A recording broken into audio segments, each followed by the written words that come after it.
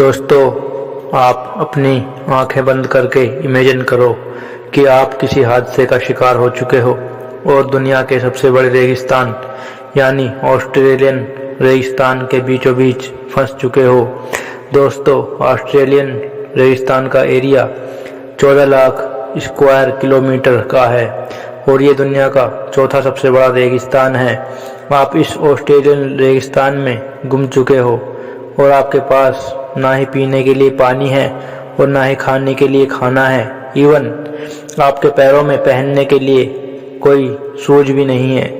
खुद को बचाने के लिए आपको कौन सी दिशा में जाना है यह भी आपको मालूम नहीं है।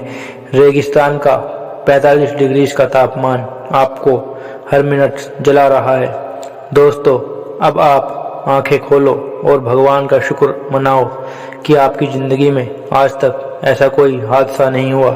लेकिन दोस्तों, आज जो स्टोरी मैं आपको सुनाने जा रहा हूँ वो कोई मनगढ़ंत कहानी नहीं है, बल्कि वो एक रियल लाइफ सर्वाइवल स्टोरी है जिसे सुनने के बाद आपकी रूह कांप उठेगी। दोस्तों, अगर कोई इंसान ठान लेगा तो क्या कुछ हो सकता है वो आज आप इस कहानी को पूरा अंत तक सुनने के बाद जान पाओगे। तो चलिए बिना समय गंवाए कहानी को शुरू करते हैं। दोस्तों, ये कहानी है रिकी मैगी जी की, जिनका जन्म 1970 को ऑस्ट्रेलिया में हुआ था। उनका बचपन पूरी तरह मिडिल क्लास फैमिली के बीच में गुजरा था। टीन एज में ही उनकी फैमिली पर फाइनेंशियल क्राइसिस आ चुका था और इसी बीच उनके फादर की भी मृत्यु हो गई थी। उनके पास पैसे नहीं थे, इसलिए उन्होंने अपनी पढ़ाई छोड़ दी और जिम्मेदारियों का बोझ अपने कंधों पर ले लिया। उन्होंने इलेक्ट्रिशियन से लेकर मछुआरे तक और मछुआरे से लेकर वॉचमैन तक सारे काम किए। इतने डिटर्मिनेशन के बाद उनकी लाइफ अच्छी होने वाली थी। 2006 में जब वे 35 साल के थे तब उन्हें वेस्टर्न ऑस्ट्रेलिया की पोर्ट से एक सरकारी नौकरी के लिए ऑफर लेटर मिला। इस ऑफर को रिकी जी गंवाना नहीं चाहते थे, इसलिए रिकी जी ने उस जॉब को हासिल करने के लिए वेस्टर्न ऑस्ट्रेलिया जाने का फैसला किया और वे ईस्टर्न ऑस्ट्रेलिया में रहते थे। वेस्टर्न ऑस्ट्रेलिया को फ्लाइट से जाने के लिए उनके पास इतने पैसे नहीं थे, इसलिए उन्होंने रोडवे से वेस्टर्न ऑस्ट्रेलिया को जाने का फैसला किया। दोस्तों, यहाँ पर मैं आपको बताना चाहूँगा कि ऑस्ट्रेलिया दुनिया के सबसे बड़े कंट्रीज में 6 रैंक में आता है। यहाँ तक कि ऑस्ट्रेलिया की मोस्ट ऑफ द पॉपुलेशन समुद्र के साइड से 50 किलोमीटर की दूरी पर ही रहती है। मतलब कि ऑस्ट्रेलिया एक बड़े आइलैंड की तरह है जहाँ पर लोग सिर्फ बीच के साइड पर ही रहते हैं, जिसकी वजह से ऑस्ट्रेलिया का मिडिल क्लास वाला हिस्सा बहुत सुनसान है। दोस्तों, मिडिल वाला हिस्सा इतना सुनसान है कि वो एक रेगिस्तान बन चुका है। इसी रेगिस्तान वाले एरिया को द ग्रेट ऑस्ट्रेलियन डेजर्ट कहते हैं। दोस्तों, और रॉकी जी ने भी इसी रेगिस्तान से जाने का फैसला किया था। उनके पास इस सफ़र में जाने के लिए पैक फूड, पानी और अगर गाड़ी का पेट्रोल ख़त्म हो जाए तो एक्स्ट्रा पेट्रोल भी था। मतलब कि रिकी जी अपनी जर्नी के लिए पूरी तरह से प्रिपेयर थे। पर ऐसा क्या हुआ जिसकी वजह से रिकी जी को 72 दिन तपते रेगिस्तान में गुजारने पड़े? जानने के लिए कहानी में अंत तक बने रहिए। दोस्तों, हुआ यूं था कि जब रिकी जी वेस्टर्न ऑस्ट्रेलिया को जाने के लिए रेगिस्तान से अपनी गाड़ी से जा रहे थे, तब रिकी जी को रेगिस्तान में 3 लोग मिले जो रिकी जी की तरह रेगिस्तान से सफ़र कर रहे थे और उनकी गाड़ी खराब हो चुकी थी। इसीलिए रिकी जी ने इंसानियत दिखाकर उनको लिफ्ट ऑफर किया, लेकिन उन 3 लोगों ने रिकी जी को किसी तरह से ड्रग्स देकर बेहोश कर दिया और जब उनको होश आया तब उन्होंने अपने चारों ओर देखा तो उनको चारों ओर सिर्फ रेगिस्तान के ढेर ही दिख रहे थे और पानी का कोई नामो निशान तक नहीं था। उन्हें कुछ पता नहीं था कि वो कहाँ पर हैं। सर पर सिर्फ सूरज की तपती हुई धूप थी और वहाँ का तापमान 45 डिग्री सेल्सियस के आसपास था। उसके बाद उन्होंने खुद को चेक किया तो उनके पैसे, मोबाइल और बाकी का सब कुछ सामान चोरी हो गया था। उन लोगों ने रिकी जी के पैर के शूज तक चुरा लिए थे और रेगिस्तान में रिकी जी को एक जिंदा लाश बनने के लिए छोड़ दिया था। उन्हें उस रेगिस्तान में न कोई इंसान दिख रहा था और न ही कोई रोड दिख रहा था। उनके पास सिर्फ दो चॉइस थी। पहली कि वो किसी दिशा में चलते जाएं और जीने की कोशिश करते रहें। दूसरी, वो वहीं पर पड़े रहें और मौत का इंतजार करते रहें। लेकिन दोस्तों, रिकी जी ने पहले वाले ऑप्शन को चूज किया। उन्होंने जिंदा रहने के लिए, हर हालात का सामना करने के लिए तैयारी की और वे एक ही डायरेक्शन में चलने लगे।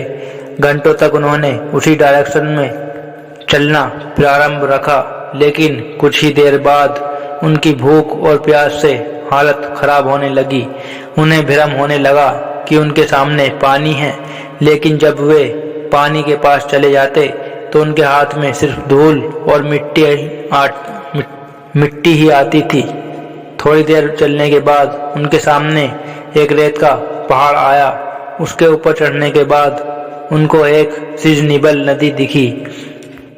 पहले तो उनको अपनी आंखों पर विश्वास नहीं हुआ, लेकिन वे जीने का एक भी मौका छोड़ना नहीं चाहते थे।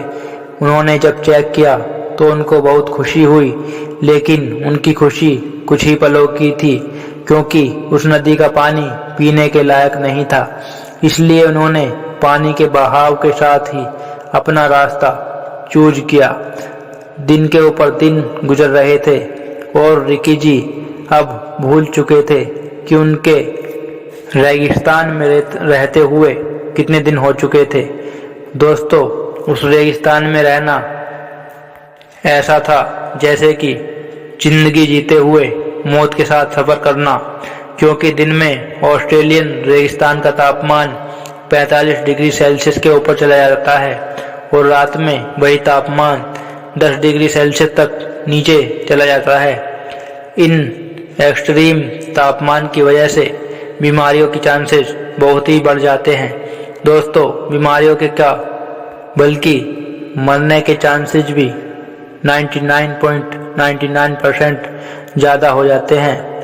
लेकिन रिकी जी के पास ऐसी विल पावर थी कि उनके आगे मौत ने भी घुटने टेक दिए थे।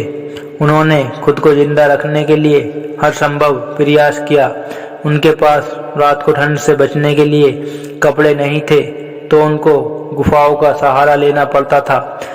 उन्हें छोटे छोटे गड्ढों में पानी पीने के लिए मिलता था, और अगर कभी पानी नहीं मिलता था तो उनको अपना खुद का पेशाब भी पीना पड़ता था।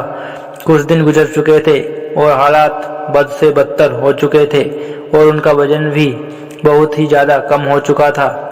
अब रिकी जी की बॉडी भी जवाब देने लग गई थी और उनको अब लग रहा था कि मैं अब जिंदा नहीं बचूंगा। लेकिन अंदर से एक और आवाज़ उनको यह कह रही थी कि रिकी, तू कहीं ना कहीं इस रेगिस्तान से जिंदा बाहर निकल सकता है। और खुद को जिंदा रखने के लिए उन्होंने सांप, कीड़े मकोड़े और पता नहीं क्या क्या खाया।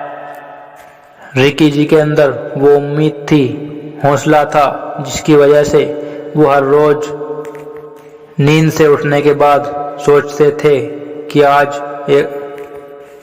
एक और दिन मैं जिंदा रहते हुए यहाँ से बाहर निकल जाऊंगा। और ऐसी उम्मीद पर वे रेगिस्तान से बाहर निकलने का रास्ता ढूंढते हुए वे एक दिन बिरंदू कैटल स्टेशन तक आ गए।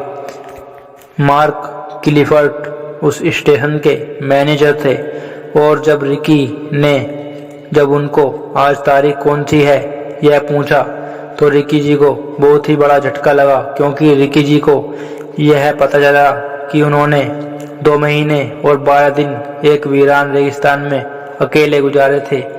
इन 72 दिनों में रिकी जी ने बहुत कुछ टोल रेट किया हुआ था, जिसकी वजह से उनकी बॉडी बहुत ही ज़्यादा कमज़ोर हो गई थी।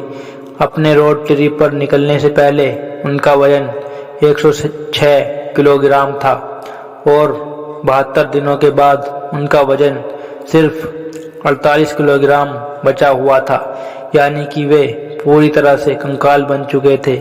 उन्हें देखकर उस स्टेशन के मैनेजर को भी शौक लग गया था।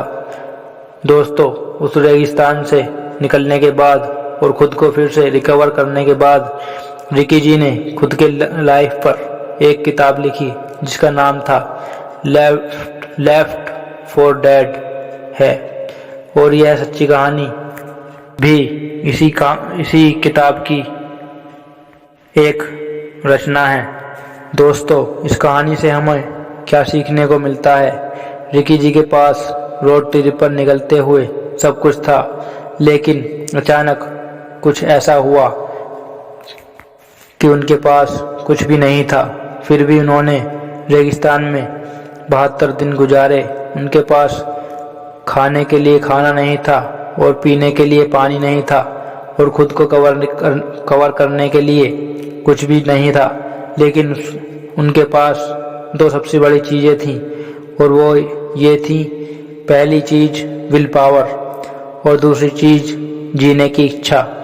दोस्तों, अगर आपके साथ लाइफ में कभी भी कुछ बुरा होना हो या बुरा होगा तो इस कहानी को ज़रूर याद करना। तब आपको रियलाइज होगा कि आपकी सिचुएशन रिकी जी की सिचुएशन से कितनी बेटर है और आप इस सिचुएशन से कैसे निकल सकते हैं। दोस्तों, चाहे कितनी भी बुरी सिचुएशन आ जाए, हमें कभी भी उम्मीद नहीं छोड़नी चाहिए और हमेशा आगे बढ़ने की कोशिश करते रहना चाहिए। इसी के साथ यह कहानी ख़त्म होती है। आपको हमारी कहानी कैसी लगी हमें कमेंट करके ज़रूर बताएं। कहानी अच्छी लगी हो तो लाइक करें, शेयर करें।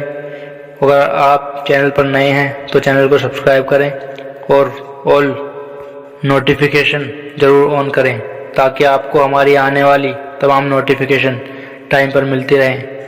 मिलते हैं एक और अच्छी कहानी के साथ, तब तक के लिए जय हिंद।